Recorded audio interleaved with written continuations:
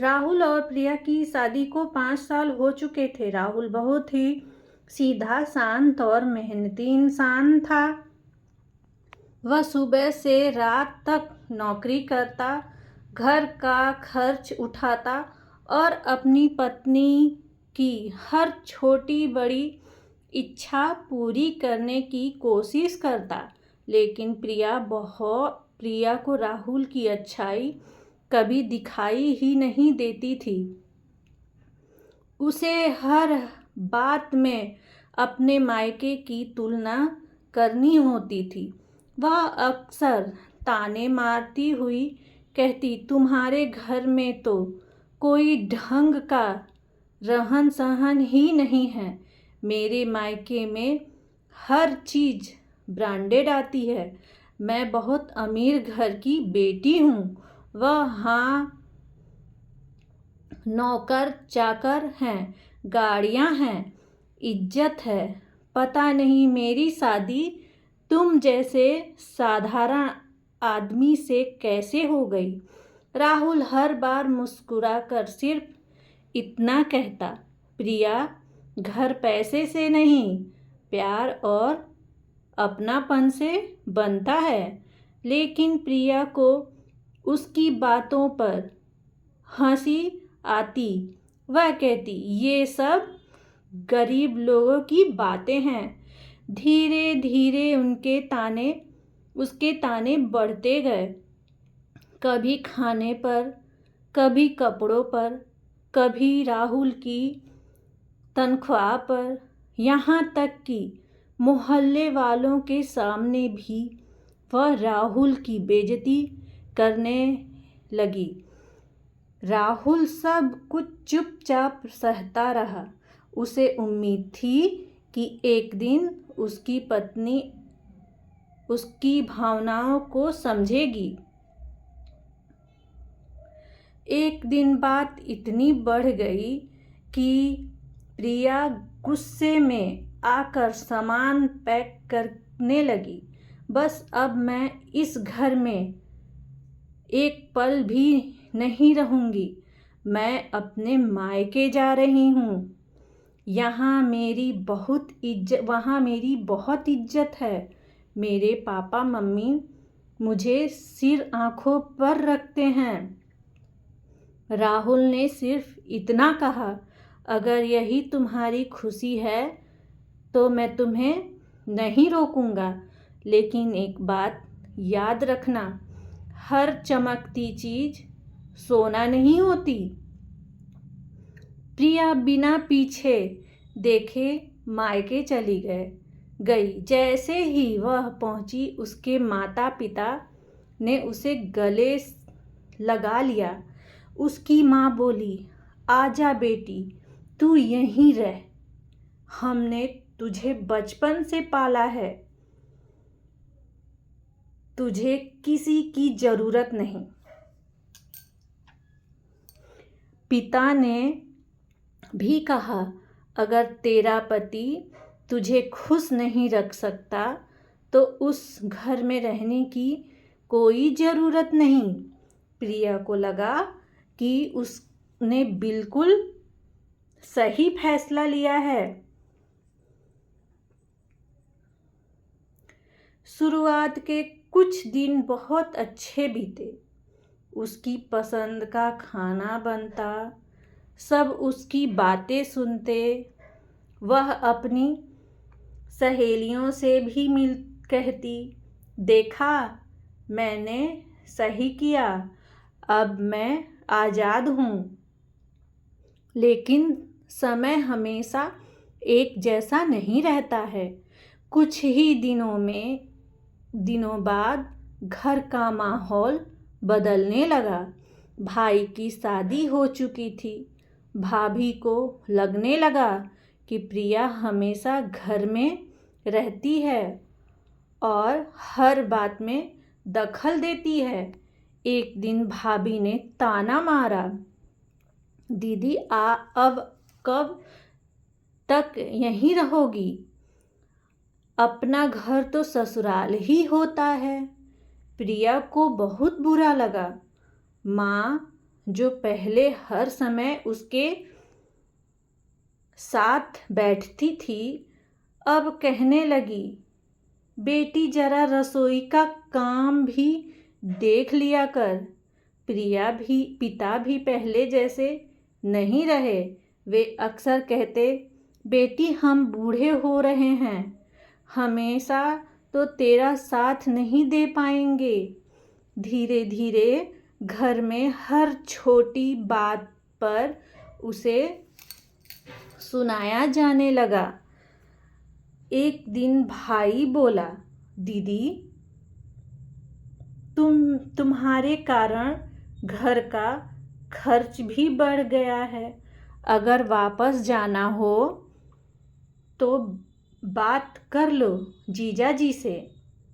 प्रिया को लगा जैसे उसके पैरों तले जमीन खिसक गई।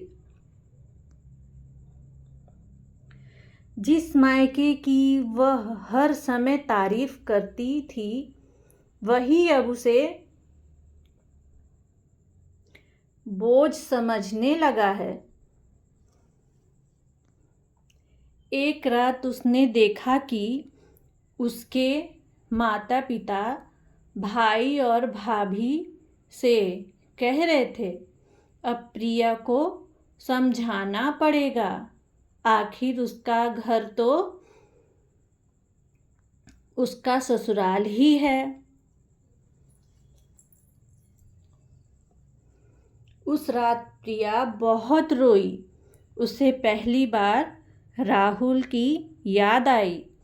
उसे याद आया कि राहुल ने कभी ऊंची आवाज में बात नहीं की, कभी उसकी गलती पर हाथ नहीं उठाया, कभी उसे भूखा नहीं सोने दिया, कभी उसकी किसी ज़रूरत को नज़रअंदाज नहीं किया।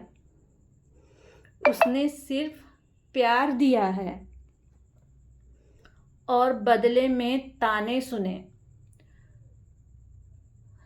उधर राहुल अकेले घर में रहने लगा था। वह आज भी हर सुबह चाय के 2 कप बना देता, फिर 1 कप देखकर चुपचाप वापस रख देता। पर घर की हर चीज़ उसे प्रिया की याद दिलाती। लेकिन उसने कभी किसी से उसकी बुराई नहीं की। एक दिन प्रिया ने हिम्मत करके राहुल को फ़ोन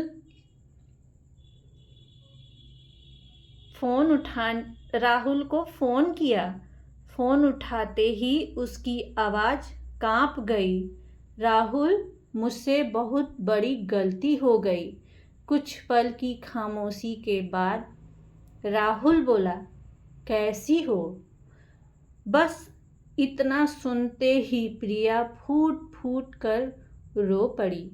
मुझे माफ़ कर दो, मैंने तुम्हें कभी समझा ही नहीं। मैं हमेशा पैसे और दिखावे में उलझी रही। मुझे लगा मायका ही मेरी दुनिया है, लेकिन आज समझ में आया कि सुकून वहाँ नहीं, उस इंसान के साथ होता है जो बिना किसी स्वार्थ के अपना सब कुछ दे देता है। राहुल कुछ देर चुप रहा, फिर बोला, अगर तुम्हें सच में अपनी गलती का एहसास है तो लौट आओ, लेकिन इस बार हमारा रिश्ता अहंकार से नहीं, सम्मान और विश्वास से चलेगा। अगले ही दिन प्रिया अपने ससुराल पहुंची। दरवाज़ा खुला। राहुल सामने खड़ा था। प्रिया उसके पैरों में गिर गई। मुझे माफ़ कर दो। राहुल ने तुरंत उसे उठाया। पति पत्नी का रिश्ता झुकने से नहीं, एक दूसरे को संभालने से चलता है। उस दिन के बाद प्रिया पूरी तरह बदल गई। अब वह कभी अपने मायके की अमीरी का घमंड नहीं करती थी। वह हर किसी से कहती, मायका जन्म देता है, लेकिन ससुराल जीवन का नया सफ़र देता है। दोनों का सम्मान करना चाहिए।